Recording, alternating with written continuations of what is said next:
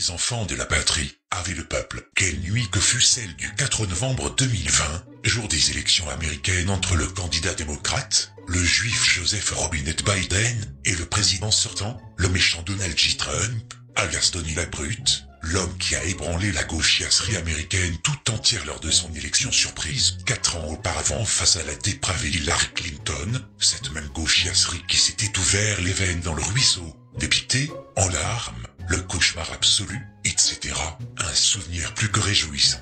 En 4 ans, on lui a tout fait question saloperie. Des sondages défavorables mensongers, le coup du corona dans lequel on lui a fait porter le chapeau, la volonté de le faire destituer par tous les moyens, le coup tordu avec la Russie. Denis est passé au travers des balles, il les a tous baisés proprement, et le pouvoir profond doit tout faire pour l'empêcher de continuer. La nuit de l'élection, en bon candide, j'ai vérifié les résultats en calculant par rapport aux indices de chaque État, et vu que Tony la Brute avait une très large avance, voire même des résultats bien plus importants que la dernière fois. Alors, je me suis dit, comme n'importe qui, c'est bon, c'est plié, on va rigoler dès le lendemain, et ça va être de nouveau les suicides gauchisants sur les trottoirs américains. Mais je gardais une réserve quand même. Pendant que les téléspectateurs sont allés se coucher, on voyait tout de même les choses qui se mettaient en place. Les parasites Antifa et Black Matter allaient dans les rues pour tout péter. Biden qui ose affirmer qu'il allait gagner en Pennsylvanie. Malgré le retard de 700 000 voix, on se dit, ça pue le fromage, et voilà pas que la musique démocrate s'enclenche, alors que Trump peut être en tête dans 6 États. On dit stop, arrêtez tout, appelez de renfort, et on amène des cartons non scellés avec des bulletins entièrement en faveur de Biden, et du coup, en Pennsylvanie par exemple, en ayant eu 12 points d'avance, Trump en avait plus que 2.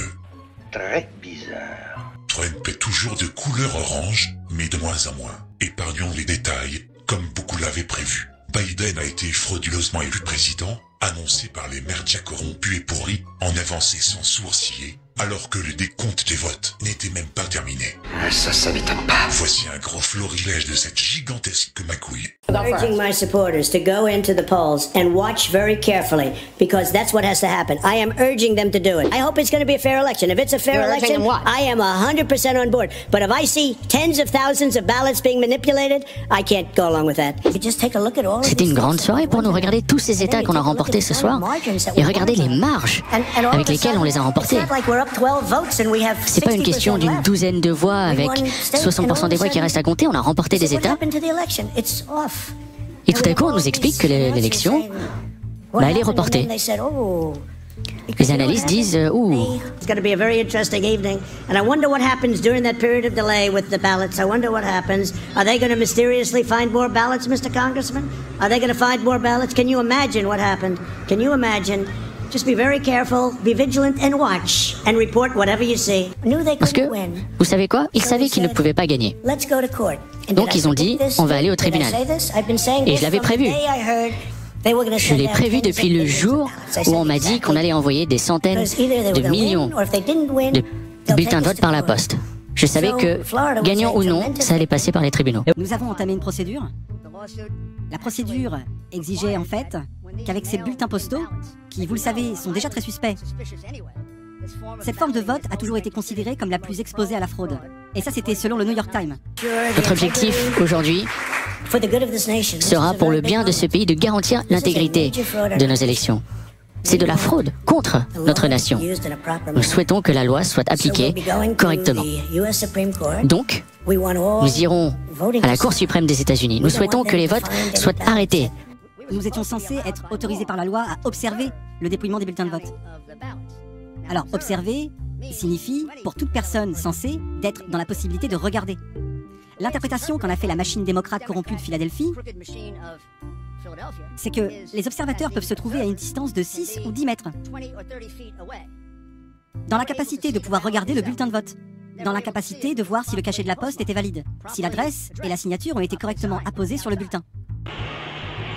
My name is Brian McCaffrey. I'm a registered Democrat in the city of Philadelphia. Today, I'm at the Philadelphia Convention Center, and I am overseeing the ballot counters. I will let you know the corruption that is going on here. They will not allow us within 30 to 100 feet to supervise the ballots being counted.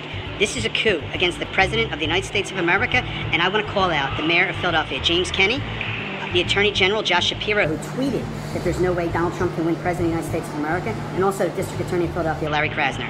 I can't believe what I'm seeing right before my eyes. This has nothing to do with Joe Biden or Donald Trump. This has to do with our democracy, and I will tell you, there is corruption at the highest level in the city of Philadelphia. On a gagné en Caroline du Nord, on a 76 000 voix d'avance avec presque aucune voix qui reste à compter, et tout à coup, tout s'arrête. C'est de la fraude, avec comme victime le peuple américain. C'est une honte pour ce pays. On se préparait à gagner cette élection. Et honnêtement, on a gagné cette élection. Tous ces détails qui entraînent souvent l'invalidation d'un bulletin. Voilà qui facilite la possibilité d'y intégrer au dépouillement, disons, 50 000 bulletins totalement frauduleux, puisqu'ils n'ont pas pu être observés. Et cela a duré pendant 20 heures. Pendant que vous pensiez tous qu'il y avait une sorte de comptage légitime ici à Philadelphie, c'était totalement illégitime. On ne veut pas qu'ils retrouvent des bulletins de vote à 4 heures du matin. C'est un moment très triste pour moi. C'est un moment très triste. Nous allons gagner et, en ce qui me concerne, on a déjà gagné. Nous, vous travaillez. Je travaille au bureau de poste de Traverse City, plus précisément la branche Barlow. Votre supérieur vous a dit, à vous et à vos collègues, quelque chose qui vous a choqué ce matin. Qu'est-ce que c'est ? Ce matin, nous avons reçu une directive nous enjoignant de collecter tous les bulletins que nous trouvons dans les boîtes aux lettres, les boîtes de collecte, les courriers sortants en général, de les séparer au jour le jour afin qu'ils puissent être tamponnés à la main avec la date du jour précédent. Nous sommes aujourd'hui le 4 novembre, pour plus de clarté. Nous sommes donc retournés au tribunal et nous sommes allés devant un juge démocrate. Inutile de vous dire quel est le résultat à Philadelphie si vous avez affaire à un juge démocrate. C'est évidemment un imposteur qui ne connaît pas le sens du mot « observer ». Observer signifie être capable de regarder. Qui est votre superviseur? Quel est son titre? Jonathan est mon superviseur direct. À partir de maintenant, il est responsable de dépouillement pour la succursale de la poste de Barlow. Alors c'est anecdotique. Le transporteur dans un autre bureau a dit qu'il avait vu le responsable de la poste le faire. Pas un seul républicain n'a été capable de regarder un seul de ces bulletins de vote par courrier. Il pourrait venir de Mars en ce qui nous concerne. Ou bien il pourrait venir du Comité national démocratique. Joe Biden aurait très bien pu voter 50 fois ou même 5000 fois. Les bulletins pourraient provenir de Camden. Si c'était juste une journée typique, ce seraient les employés du centre de distribution qui le feraient. Donc 20h, le jour de l'élection, le 3 novembre, la Cour d'appel a décidé que les bulletins de vote doivent être reçus avant cette date. Que vous a-t-on dit? De les séparer aujourd'hui, afin qu'ils puissent les marquer avec la date d'hier et de les envoyer par le système express à l'endroit où ils ont besoin d'aller. Cela semble être une tentative de contourner la loi du Michigan et de permettre des votes tardifs. Et vous avez dit qu'il y avait un panier où les convoyeurs étaient censés laisser leurs bulletins de vote. Où sont les bulletins de vote maintenant? Ils les mettaient dans des sacs express pour aller au centre de distribution. En ce qui concerne le panier à courrier, il y a un panier standard dans lequel tous les courriers sont censés aller. Et il y a un bac à côté dans lequel nous devions mettre tous les bulletins collectés aujourd'hui. Philadelphie, malheureusement, et je dirais ça de ma propre ville, est réputée pour sa fraude électorale. Vous avez la réputation de faire voter les morts, et nous allons voir combien de morts ont participé à ce scrutin. Je ne pensais pas que nous aurions besoin de faire ça, mais nous le ferons. Et vous avez la réputation de faire venir en bus des gens de Camden qui votent ici. Ce ne serait pas la première fois que cela arrive. Mais là, ça va bien plus loin que tout ça. Qu'est-ce qui vous a fait parler? C'est douteux. Je n'aime pas ce qui est douteux. Ça crie à la corruption, sachant aussi que la Poste a une orientation politique. Ça ne semblait pas très juste. Quel est votre message aux autres employés de Poste qui voient des choses comme ça? Dénoncez-le. Comment sommes-nous supposés avoir une quelconque intégrité dans ce pays si nous laissons juste glisser les choses en se basant sur un problème de proportion? Et laissez-moi ajouter que cela ne s'est pas passé seulement ici. Nous avons exactement la même procédure en cours au Wisconsin, où exactement la même chose s'est produite. Sauf qu'au Wisconsin, mystérieusement à 4h ou 3h du matin, environ 120 000 bulletins de vote ont fait leur apparition. Avez-vous peur des représailles à votre encontre? Les politiques de dénonciation se sont retournées contre moi dans le passé, donc oui. Nous devrons demander à Jonathan Clark de nous faire part de ses commentaires. Eh bien, nous n'avons aucune idée s'il s'agit vraiment de bulletins de vote. Nous n'avons aucune idée s'ils sont signés, s'ils portent un cachet valide de la Poste, si ce n'est pas la même personne qui a déposé 100 000 bulletins. Et ils ont tous été comptés. C'est comme ça qu'ils ont prévu de gagner. Allô? Bonjour, êtes-vous Jonathan? Oui. Bonjour, je suis journaliste du projet Veritas, James O'Keefe. Et j'ai appris que vous aviez tamponné des bulletins de vote avec les dates précédentes, le 3 novembre. Il vient de raccrocher. Il vient de raccrocher. Et à présent, je suis informé par l'ancien membre du Congrès Sweeney, qui a parcouru le pays et recueilli ces informations. Cette situation est similaire en Arizona. Situation similaire dans le Nevada et une situation similaire dans le Michigan. À Détroit, dans le Michigan. Il y avait la loi en Pennsylvanie qui a prévu clairement, expressément que les comptages des voix auraient pu commencer dès le lendemain pendant 3 jours. Et c'était approuvé par la Cour suprême d'État de Pennsylvanie. Et les autres États, ils ont commencé à compter les bulletins de vote par correspondance déjà avant. Et il n'y avait aucune loi qui avait prévu la prolongation et l'arrêt de ces comptages. Mais nous n'avons même pas eu l'occasion d'en examiner un seul d'entre eux. Ce monsieur ici présent, qui a été affecté à cette mission, nous annonce qu'environ 100 000 bulletins de vote sont passés par ce processus, au cours des 20 heures ou plus durant lesquelles ils lui ont fait perdre son temps, en lui interdisant de voir le moindre bulletin de vote. Eh bien, ce sont 120 000 bulletins de vote qui devraient tout simplement être retirés du décompte. Donc il faut prendre le résultat et y soustraire ces 120 000. C'est à ce moment que Biden obtient 60-70% des votes. Parce que quand on met en place une prolongation, il faut mettre en place la protection des boîtes dans lesquelles on met ces bulletins de vote pour éviter la fraude. Aujourd'hui, on a des boîtes dispensées sur l'ensemble du territoire d'un État qui ne sont pas protégées et toute personne peut mettre un bulletin de vote supplémentaire dedans et ça crée une situation de fraude qui peut exister. Je n'ai jamais entendu une chose pareille, un décompte où vous êtes en tête de 400 000 avec plus de 80% des votes comptabilisés. Et ils n'ont même pas déclaré la victoire chez vous. Ils l'ont déclaré en Californie au moment où les bureaux de vote ont fermé. Combien de votes d'avance faut-il avoir pour gagner? Pour qu'un républicain gagne ici? Combien de voix d'avance faut-il avoir? 400 000, ce n'est pas assez? Et c'est ça qui peut créer une irrégularité. Et pourquoi M. Trump a dit qu'il y a la procédure est viciée? Non, c'est un problème parce que aujourd'hui, il y a une question qu'on va dans les Michigan, tout d'un coup, dans les comptages des voix, on se trouve 200 000 nouvelles voix d'un coup pour M. Biden qui apparaissent. Non, qui d'un coup, ils apparaissent en une minute. Nous avons déclaré la victoire en Pennsylvanie. Nous sommes premiers avec 400 000 votes en plus, avec 86% de votes comptabilisés. 86%. Nous avons toujours des votes républicains venant du parti de Trump. Et les démocrates savent que le seul moyen pour eux de gagner cette élection est de tricher en Pennsylvanie. La famille Biden criminelle vole cette élection, la famille Biden criminelle vole cette élection, les médias sont en train de les dissimuler. La famille Biden criminelle vole cette élection. Les médias sont en train de les dissimuler, nous voulons la liberté pour le monde. Tu veux enlever notre liberté, Joe Biden, les médias couvrent cette élection, ils sont en train de nous la voler. On essaye de nous piquer cette élection parce que ils savent que c'est la seule façon pour eux de gagner. Donc on a nos avocats. On va lancer des poursuites, c'est dommage, c'est vraiment la dernière chose qu'on a envie de faire ou que mon père a envie de faire. Mais là, on fait face à de la corruption caractérisée, c'est inacceptable, ça n'est pas juste, c'est pas la démocratie. Et qu'avez-vous vu? J'ai vu des bulletins qui pouvaient appartenir à n'importe qui, ils ne sont pas inscrits dans le livre d'enregistrement, ils ont des faux noms inscrits dessus. Et que font-ils avec ces bulletins? Je les défie car je suis supposé les mettre dans une boîte pour faire évaluer, mais après de nombreux bulletins. Donc ils sont remplis de manière incorrecte et vous cherchez à les disqualifier. Oui, ils sont remplis de manière incorrecte, ils n'ont aucun nom, ils n'ont pas d'adresse, il y avait aussi une personne née en 1921, mais enregistrée à voter en 1900. Ça n'a plus aucun sens. On l'a vu dès le premier jour, nous l'avons vu dès le premier jour. Ils ne laissent pas nos observateurs du dépouillement regarder le dépouillement, ils ne les laissent pas à l'intérieur. Il y a des vidéos d'eux passant du matériel collatéral dans tous les sites de vote en Philadelphie. Ils sont en train d'essayer de tricher, ils essayent de tricher. Ils ont des posters de 1,50 m sur 1 mètre sur les sites de vote. Pensez qu'il devrait y avoir une carte de voteur à New York? Les voteurs, oui, ils devraient demander pour les cartes de voteur. Je pense qu'il y a beaucoup de fraude de voteurs. Comme je disais, beaucoup de personnes ne réalisent pas que dans certains quartiers en particulier, ils transportent les gens en bus pour aller voter. Ils font quoi? Ils les transportent en bus un peu partout. Ils les mettent dans un bus et ils les déplacent d'un site de vote à un autre site de vote. Partout dans la ville, disant voter pour Biden et Harris, ce qui est tout à fait illégal. Ils donnent des flyers. Les superviseurs, certains d'entre eux portent des masques avec écrit Biden, Harris. Sur les sites de vote, ce qui est totalement illégal. Jérémy Mercer et moi, j'étais au site de vote, ouvert de 7h à minuit. De retour ce matin avant 8h jusqu'à 14h30. Et comme ça a été décrit très bien, on était là-bas pour normalement observer, mais nous ne pouvons pas voir. Nous étions plus loin que vous qui êtes là. Au moins 30 mètres de distance des bulletins ouverts. On ne pouvait pas les voir. Et maintenant nous avons avec nous Jérémy qui est un observateur du dépouillement. Il ne le laisse même pas regarder quand il compte les bulletins. Ils le mettent derrière des barrières à 40 mètres de distance où ils ne peuvent pas voir le dépouillement. Mes amis, c'est de la fraude, c'est une fraude totale. Autour, il regarde autour, est-ce que quelqu'un me regarde? Et il prend son stylo qui ne devrait pas être là du tout et marque quelque chose sur le bulletin. Il a pu changer le vote de quelqu'un, il a pu écrire sur un bulletin vide. C'est une fraude de voteur, mes amis, et c'est un crime. Ce que je trouve suspicieux, à part que personne d'autre n'utilise un stylo, il est le seul à utiliser un stylo. Il regarde autour avant de le faire, et le top dans tout ça, c'est que quand il repère le caméraman, il remet son stylo à distance comme s'il essayait de cacher la fraude de voteur juste exposée. Ce que nous avons vu, nous avons une vidéo de ça, et nous allons vous la remettre. Ils ont installé une barricade de policiers tout autour du périmètre et ils gardent nos observateurs de dépouillement à distance. Environ 40 mètres. Au moins 40 mètres, vous pouvez juger par vous-même. Ils ne les laissent plus regarder. Il y a un monsieur nommé Saf Bluestein, qui est un assistant du commissaire de la ville. Il porte un badge de la taille d'une balle de baseball, et autant que je sache, il n'est pas officier de police judiciaire. Donc ça ressemble à de l'intimidation pour moi, avec une barricade de police et un homme portant un énorme badge autour de son cou. Parce que c'est des bulletins par correspondance. Il y en a une tonne là-dedans? Oui.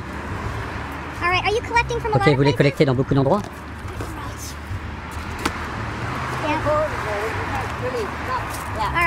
Ok, je vais documenter tout ça. Merci, messieurs. Êtes-vous des officiels de l'élection? Ok, laissez-moi vous poser une dernière question. Où les emmenez-vous? Le centre d'élection. C'est tout. C'est dans l'immeuble du gouvernement? Celui du comté? Ok. Merci. Il y en a encore beaucoup là-dedans? 1m50 de distance, s'il vous plaît. Merci, monsieur. Il leur a dit qu'il ne pouvait pas venir plus près et la raison était qu'il ne pouvait pas interférer avec le processus. Il y a un autre truc à propos du Covid et nous savons tous que nous devons rester à 1m50 du site de vote. Nos observateurs de dépouillement n'ont aucun problème à rester à 1m50 de distance. Ils n'étaient pas autorisés à faire ça, donc on va vous remettre cette vidéo aujourd'hui parce que, oh, ils avaient des jumelles. Nos observateurs avaient des jumelles. Ils les ont bloqués avec les jumelles, mais après ils ont dit ok, vous pouvez utiliser les jumelles. Donc c'était la seule chose permise pour observer les bulletins.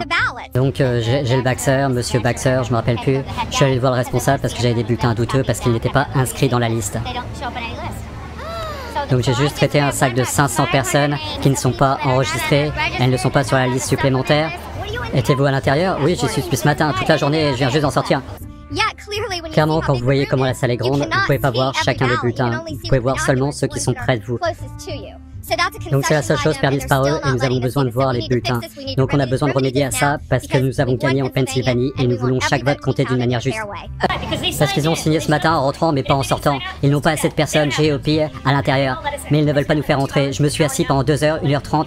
Mais même avec un avocat, ça ne changeait rien. Ça n'a absolument pas de sens. Ils mettent des planches sur les vitres pour que vous ne puissiez pas voir ce qui se passe à l'intérieur. Quand les gens commençaient à filmer, c'était un énorme cauchemar. On est supposé avoir 5 personnes à l'intérieur, mais il y en a peut-être 3. Donc quand les gens prennent des photos, ils prennent un gros carton pour cacher ce qui se passe à l'intérieur. C'est du n'importe quoi. Le plus important, c'est qu'ils ne nous disent pas combien de personnes GOP sont à l'intérieur. Ils disent qu'il y a trop de gens rentrés qui vont signer, mais personne nous dit de signer en sortant. Donc expliquez encore une fois. Il y avait un homme en face de nous qui nous disait d'utiliser un feutre qui a été donné par plusieurs travailleurs du site de vote, et du coup il ne comptait plus les bulletins. Ok, et ils les mettaient de côté. J'ai utilisé un stylo de façon à éviter ça, et ils ont accepté mon bulletin. Donc ils disent aux personnes d'utiliser un feutre, comme ça leurs votes ne sont pas comptés. Oui, c'est exactement ce qui est en train d'arriver. Un vol, c'est à des kilomètres de mon estimation.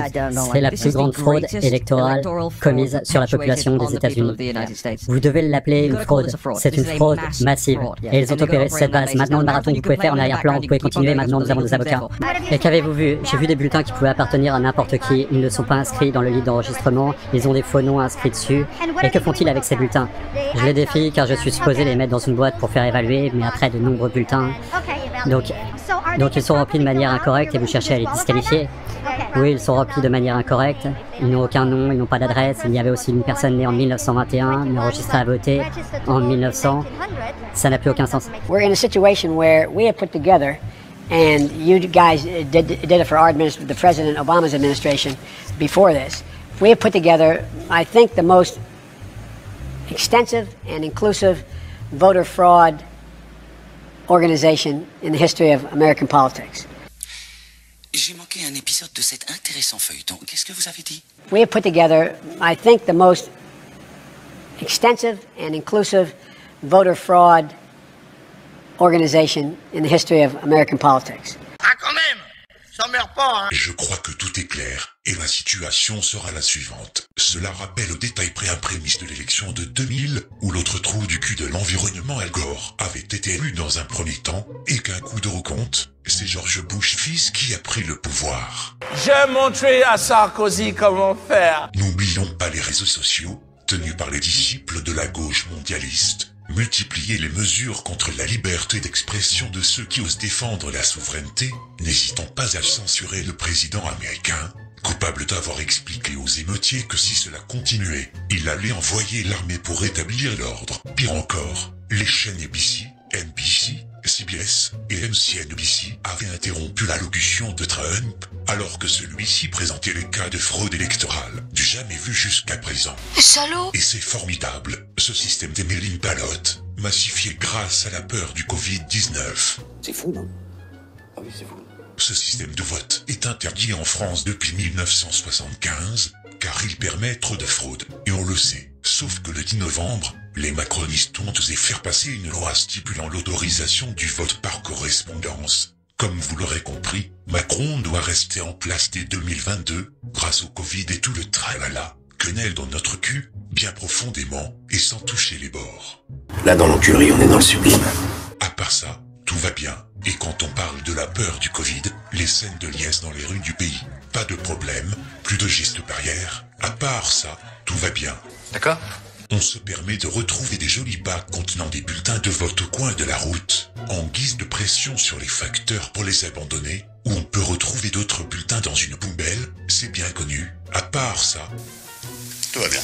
Et dans la série Circuler y a rien à voir, on colle des jolis cartons aux fenêtres pour que personne n'observe ce qui se passe à l'intérieur des bureaux de vote. À part ça, tout va bien.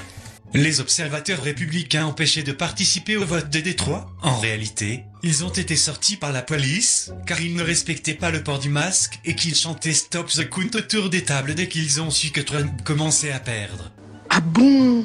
Non seulement, il pompe bien ce qu'on lui raconte dans les médias, tous anti-Trump qui plus est, mais comment peut-on imaginer qu'il ne respectait pas le port du masque, alors qu'il les portait déjà à l'extérieur? Mais c'est pas grave, il reviendra à la charge plus tard. Dans la série, on vous prend la main dans le sac, mais vous faites en sorte d'ouvrir le parapluie au cas où il pleuverait des grenouilles. Nous avons l'afflux rouge de vote à 100% pour Biden dans le Michigan, bien entendu. La suite, vous l'imaginez? L'entreprise d'agrégation de résultats électoraux en question a fait style de reconnaître une erreur de saisie dans les données envoyées par l'État du Michigan, mais qui vous dit qu'elle ne l'aurait pas fait si on n'avait pas pointé le doigt dessus. Dans la série, on fait voter les morts. Je préfère être clair. Il se peut qu'il en ait, mais il faut faire gaffe à ce que l'on peut trouver sur Internet, comme par exemple la plainte déposée sur les listes électorales de Détroit. En fait, cela date de 2019, mais qui démontre très bien qu'on pouvait récidiver aujourd'hui pour l'occasion. Toujours dans la même série, voici quelque chose qui pourrait vous inspirer.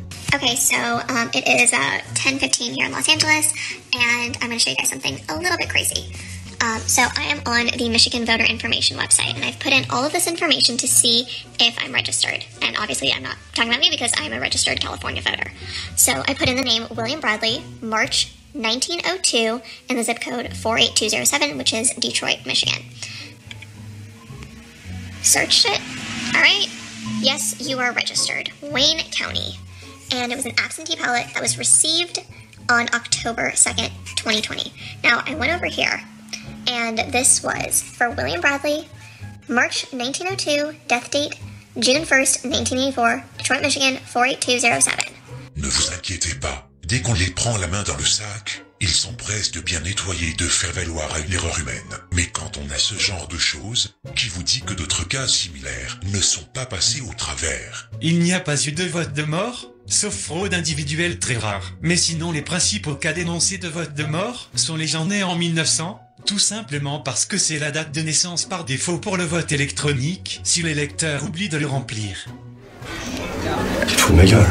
Non seulement il ne donne aucune source sur ce qu'il affirme, mais de là à imaginer qu'un individu puisse passer à côté de sa date de naissance avant de valider un profil internet tel qu'il soit avant d'être validé, c'est comme imaginer quelqu'un pisser sur le couvercle des chiottes sans l'avoir relevé avant.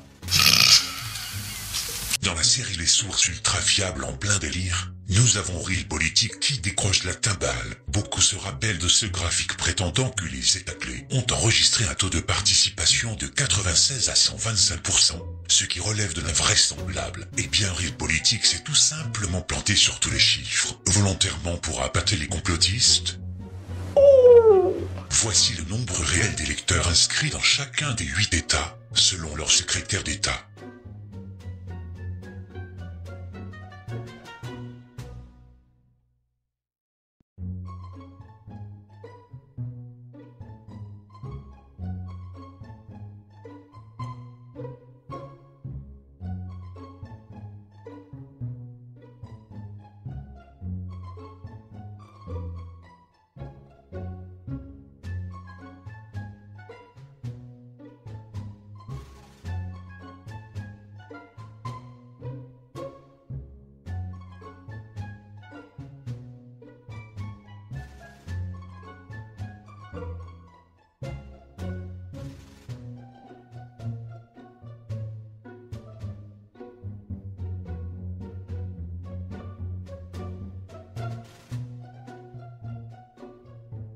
Vous vous rendez compte à quel point on est obligé de douter de tout? Heureusement que votre serviteur est là pour gratter en profondeur. En revanche, ce tableau suivant est particulièrement voire réellement frauduleux. Les chiffres, en faveur de Joe Biden, sont considérablement inconsistants entre le nombre de votants et celui relatif au nombre total de voix pour les deux candidats. Ne parlons pas des bidouillages magiques en direct. Sean, first off, thanks for having me on. Please, as always, just call me Doc. Sure. Let's look at Pennsylvania right off the bat. We know that there is voter fraud that occurred. Now, how... Mais qu'est-ce qu'il fait, lui, là? Mais je le crois pas, hein. That is a question that'll be fought out in the courts. But statewide, you had our Attorney General and our Governor basically guarantee a Biden victory, saying when all the votes are counted, Biden will win. Oh là. Dans la série Explications fumeuses, des courbes en faveur de Joe Biden qui sont caractérisées par des envolées, dont une particulièrement abrupte, à la verticale, signe que le scrutin a été truqué pour le faire remonter d'un coup. Mais pour le site américain d'analyse politique reconnu, cette courbe serait due à un biais statistique. Ben voyons, mais il y a aussi la mauvaise foi journalistique, pour nier en bloc que Joe Biden aurait admis la fraude électorale, par le biais d'une explication fumeuse, que ses propos étaient pris hors contexte, via son explication sur le comment son équipe compte lutter contre les tentatives du camp républicain pour dissuader les électeurs démocrates, un système de lutte contre la fraude électorale que l'ancien vice-président attribue à son adversaire. Désolé les mecs, cela n'a aucune consistance avec les propos polémiques. Pour preuve, RTL se permet de faire la pirouette. Cette vidéo n'est pas fausse, mais les propos ont été légèrement détournés. Mais quand on écoute la suite, on se rend compte qu'il s'agit en fait d'un lapsus. Biden, en effet, fait référence au Civic Engagement and Voter Protection Team. C'est une organisation mise en place par les démocrates au moment de la présidence Obama. Ce programme vise à combattre la fraude électorale. On le sait, Joe Biden est connu pour être vraiment le roi du lapsus, voire de la gaffe. Allez sur Internet, elles sont répertoriées par certains. Mais non, il n'a pas avoué avoir organisé la plus grande fraude de l'histoire électorale américaine. Comme c'est commode, hein? Un lapsus. Bah voyons. Et pour finir, notre bunker des toilettes nous rajoute une dernière couche. Je sens qu'on va sortir la boîte à baffes.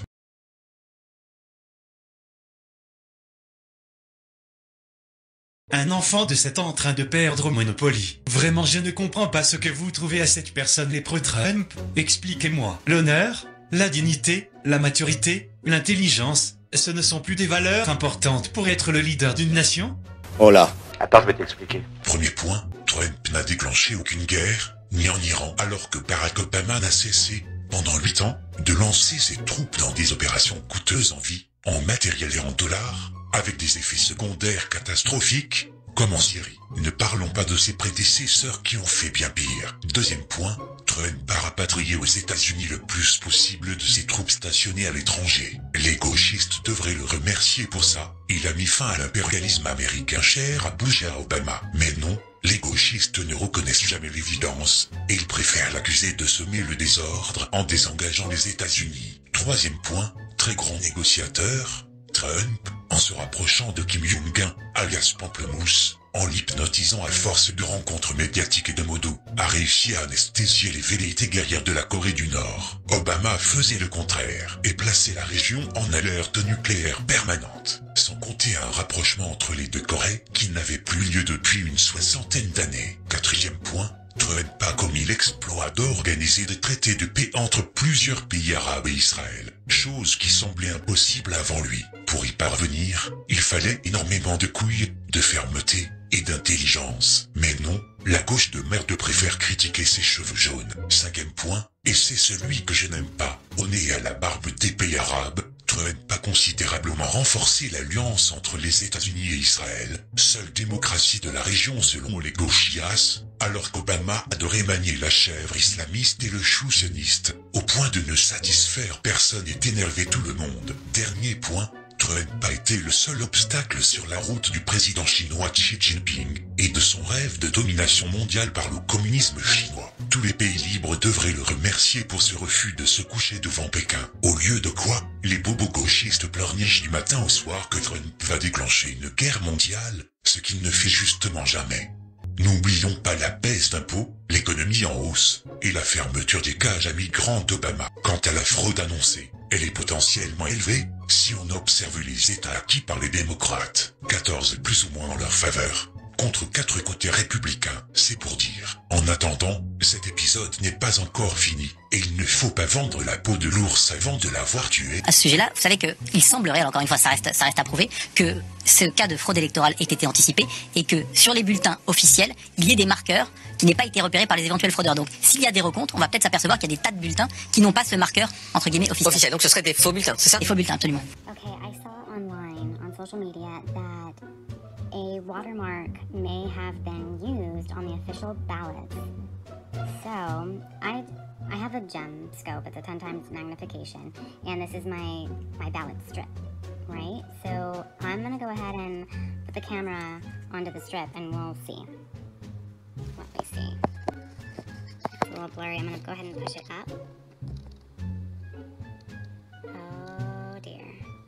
I think there is. Okay, so from what I read, it's supposed to be little dots. It's supposed to be little dots from the printer. That looks like little dots to me. Are you guys seeing this? What do you guys think?